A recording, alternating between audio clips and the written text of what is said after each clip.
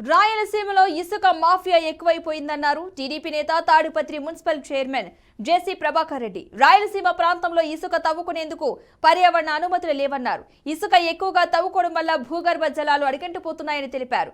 పెద్దపప్పుడు మండలంలో అక్రమంగా ఇసుక రవాణా చేయడంతో పెన్నా నదిలో నీరు అడుగంటిపోయిందని, దాంతో పండ్ల తోటలు సాగు చేసే రైతులకు ఇబ్బందిగా మారిందన్నారు. శ్రీ అశ్వత్థ క్షేత్రంలో భక్తులు స్నానం చేసుకోవడానికి నీటి సౌకర్యాలు కల్పించడంలో ఎమ్మెల్యే పెద్దిరెడ్డి విఫలమయ్యారని ఆగ్రహం వ్యక్తం చేశారు. ఆ రోజు నీళ్ళు అయిపోయాయి, మూడో వారానికి నీళ్ళు అన్నీ అయిపోయాయి. మేము నీళ్ళు ఇవ్వద్దని చెప్పడం లేదు. 4-10 బోర్లు వేస్తే అయిపోయాయి, మోటార్లు పెడితే నీళ్లు బయటకు వస్తాయి. నేను చెప్తున్నా, రేపు ఎంఆర్ఓ దగ్గర పోలీస్ దగ్గర కూర్చుంటాం. బ్యాక్ వాటర్లో పోయి బోట్లో పోయి లోపలికి దిగి ఇసుక తెస్తారు. అట్లాంటివన్నీ అలౌడ్. అసలుకి 7 మీటర్లు ఉండేసాడు, 1 మీటర్ ఆల్రెడీ మీటర్లు పోయినాయి. 8 మీటర్ల లోపలికి పోయినారు. ఆడ తిన్నాం.